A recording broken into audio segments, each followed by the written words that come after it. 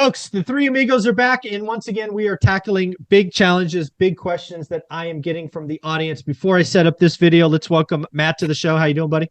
I'm doing super awesome. It's Tuesday. Three amigos unite. Yeah, and you're still employed, right? Let the audience know. I am still employed. Yep, still gainfully employed. There you go. There you go. Dion, how are you?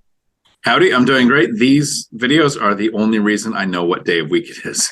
I love it. I love it. Well, guys, as we've talked individually, and I'm sure you've had conversations with folks out there, Silicon Valley bank implosion, bank run caught a lot of people off guard. I've actually said it may cause or be the start of the next recession as consumer psychology is dented. We are now talking about raising the FDIC limit, all kinds of craziness going on. That is theater to me, where what I do when chaos ensues like this is I try to look under the covers. What does that mean? Well, Silicon Valley Bank is what really is a regional bank. Regional banks have historically played a vital and important role, not only in startups like Silicon Valley, but in an area that is near and dear to all of us, real estate. You might know this, but the audience probably doesn't.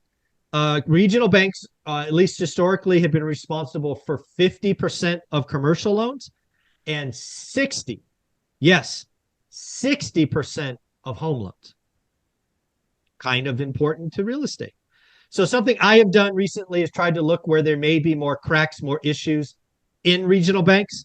And thanks to John Burns, full credit to John Burns, we will probably say it 10 times, and we should.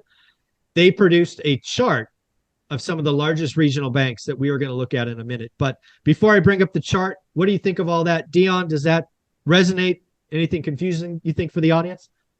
So I think that the 50% of commercial loans versus 60% of residential loans is almost the backwards way that I would look at it. When you sent this chart, this is the first time I actually had this thought, because I use large banks, and recently I actually spread money out between two large banks just for safety, right? And my mortgages are mostly through mortgage companies, so I'm not a credit union or local bank guy.